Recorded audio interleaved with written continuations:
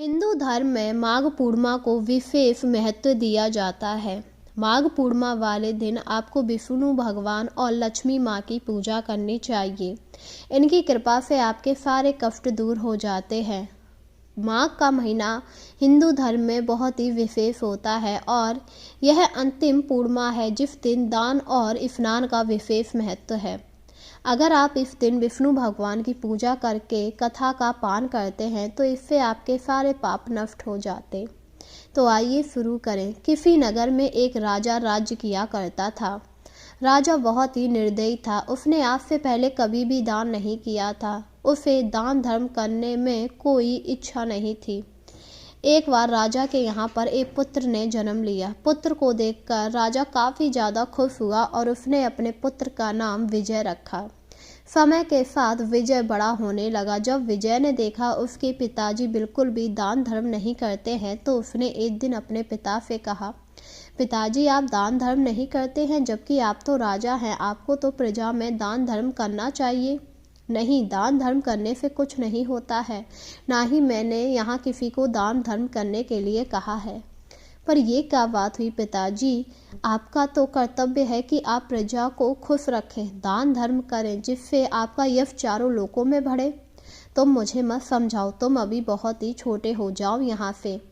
यह सुनकर राजकुमार वहाँ से चला आया। राजकुमार काफ़ी ज़्यादा दुखी हुए कि उनके पिताजी दान धर्म नहीं करते हैं और उन्होंने अपने मन में कहा, मैं इस नगर में घूम कर आता हूँ, क्या सच में नगर में कोई भी दान धर्म नहीं करता है? यही सोचकर राजकुमार बिना किसी को बताए नगर में भ्रमण करने के लिए चले आए। उन्होंने देखा एक घर में कथा हो रही थी। कथा को होता देख वह वहीं आ गए। वहां आने के बाद उन्होंने उस दंपत्ति से कहा, ये आप किसकी कथा कर रहे हैं? इस पर आदमी ने कहा, हम लोग विष्णु भगवान की कथा कह रहे हैं। ये सत्यनारायण की कथा है, इसे कहने से सारे पाप नष्ट हो जाते हैं। यह सुनकर राजकुमार विजय काफ़ी ज़्यादा खुश हुए और उन्होंने कहा, पर पिताजी ने तो कहा था नगर में कोई भी दान पुण्य और धर्म नहीं करता है। तुम्हारे पिताजी सही कह रहे हैं, बाकी कोई नहीं करता है, फिर हम ही करते हैं, जिस वजह से राजा जी हमसे 4 गुना कर भी वसूलते हैं। तो आपको इसमें दिक्कत नहीं होती है? नहीं नहीं, जब तक हमारे विष्णु भगवान हमारे साथ हैं तब तक हमें क्या दिक्कत। और वैसे भी हम माघ पूर्णिमा का व्रत करते हैं। माघ पूर्णिमा हमारे लिए बहुत ही महत्वपूर्ण है और कुछ ही दिनों में माघ पूर्णिमा आने वाली है। यह सुनकर राजकुमार थोड़े हैरान भी हुए क्योंकि उन्हें तो इस बारे में कुछ भी पता नहीं था और उन्होंने उस दंपत्ति से सारी विधि पूछ ली।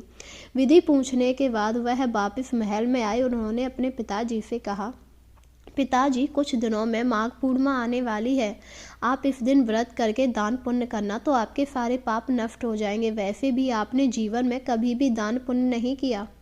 तुम मुझे मत बताओ मुझे क्या करना है और क्या नहीं, चले जाओ यहाँ से। बहुत दान पुण्य करने की बातें करने लगे हो, हमारा राज्य दान पुण्य से नहीं चलता है। यह सुनकर राजकुमार काफ़ी ज़्यादा दुखी हुए और वहाँ से चले आए। उसी रात राजा की अचानक तबीयत बिगड़ गई। राजा की हालत ऐसे हो गई जैसे वो कल ही मर जाएंगे। इसे देखकर विजय काफ़ी ज़्यादा परेशान हुआ क्योंकि वह अपने पिता की ऐसी हालत नहीं देख सकता था। उसे समझ नहीं आ रहा था कि अचानक से ही उसके पिता को क्या हो गया। उसने सारे वैद्यों को बुलाया पर कोई भी असर नहीं हो रहा था। यह देखकर राजकुमार विजय ने कहा, हे भगवान, पता नहीं किसकी नज़र लगी, अचानक मेरे पिताजी की ऐसी तबीयत कैसे बिगड़ सकती है, कुछ समझ नहीं आ रहा, आखिर इन्हें क्या रोग हो गया है। राजकुमार विजय काफ़ी ज़्यादा दुखी हो गए। तभी वहाँ पर एक साधु आया। साधु ने जब राजकुमार विजय को दुखी देखा तो कहा, ये सब राजा के बुरे कर्म हैं, इस वजह से राजा को ऐसा रोग लगा है जिसकी कोई दवाई नहीं है। यह सुनकर विजय काफ़ी ज़्यादा दुखी हुआ और उसने साधु के सामने हाथ जोड़ते हुए कहा, हे साधु महात्मा, आप तो ज्ञानी पुरुष हैं, आप ही कृपया करके कोई ऐसा रास्ता बताइए जिससे मेरे पिताजी ठीक हो सके। अगर तुम अपना पुण्य अपने पिताजी को दे दो तो शायद वो ठीक हो सकते हैं, पर मैंने तो आज तक कोई दान धर्म किया ही नहीं। मेरे पिताजी ने मुझे भी कोई दान धर्म नहीं करने दिया। अगर मैंने करना भी चाहा तो पिताजी ने मना कर दिया। मुझे पता है, पर 2 दिन बाद माघ पूर्णिमा आने वाली है। तुम उस दिन व्रत रख कर विष्णु भगवान की पूजा करना और पूरी श्रद्धा के साथ दान करना। इसी के साथ किसी पवित्र नदी में जाकर स्नान करना जिससे तुम्हें बहुत पुण्य प्राप्त होगा। उसी पुण्य को लाकर तुम अपने पिताजी को दे देना। पर भला मैं पुण्य अपने पिताजी को कैसे दे सकता हूँ? बस तुम अपने हाथ में जल लेना और 3 बार कहना कि तुम अपना पुण्य अपने पिताजी को देते हो, जिससे तुम्हारे पिताजी ठीक हो जाएंगे। साधु की बात सुनकर राजकुमार विजय काफ़ी ज़्यादा खुश हो गए और 2 दिन बाद माघ पूर्णिमा वाले दिन उन्होंने वैसा ही किया जैसा साधु ने बताया था।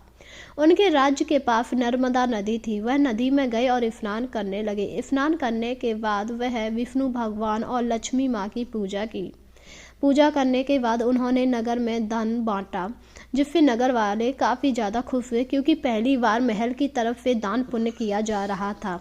इसके बाद वह नर्मदा नदी से जल लाए और अपने हाथ में लेकर अपने पिताजी से बोले, पिताजी मैं आपको अपना पुण्य देता हूँ। इस प्रकार राजकुमार ने 3 बार कहा और जल को अपने पिता के ऊपर छिड़क दिया। पुण्य के प्रभाव से राजा बिल्कुल स्वस्थ हो गया। अपने आप को स्वस्थ देखकर राजा काफ़ी हैरान हुआ और बोला, ये सब कैसे हुआ? इस पर राजकुमार विजय ने अपने पिता को सारी बात बताई। अपने बेटे की बात सुनकर राजा को काफ़ी ज़्यादा दुखी महसूस हुआ, क्योंकि उसने आज तक कभी भी दान पुण्य नहीं किया। और उसने कहा, मुझे माफ़ कर दे बेटा, मैंने तेरा पुण्य ले लिया, पर मैं तेरा सारा पुण्य वापस कर दूंगा। नहीं नहीं पिताजी, इसकी आवश्यकता नहीं है, क्योंकि अब से मैं हर माघ पूर्णिमा को पवित्र नदियों में स्नान करके दान किया करूँगा। साथ ही विष्णु भगवान और लक्ष्मी माँ की पूजा करूँगा, जिससे उनकी कृपा हमेशा मेरे ऊपर बनी रहेगी। आप ठीक है, मेरे लिए यही काफ़ी है।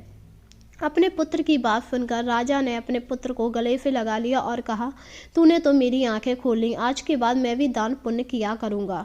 इसके बाद राजा दान पुण्य किया करता था और हर माघ पूर्णिमा पर स्नान करके बहुत भारी भंडारा करवाता था, जिससे अब राज्य काफ़ी ज़्यादा खुश था। वहीं उसने पूरे राज्य में कह दिया था कि आज से सभी राज्यवासी अपनी इच्छा अनुसार दान पुण्य धर्म कर सकते हैं। इस प्रकार माघ पूर्णिमा की महिमा बहुत ही निराली है।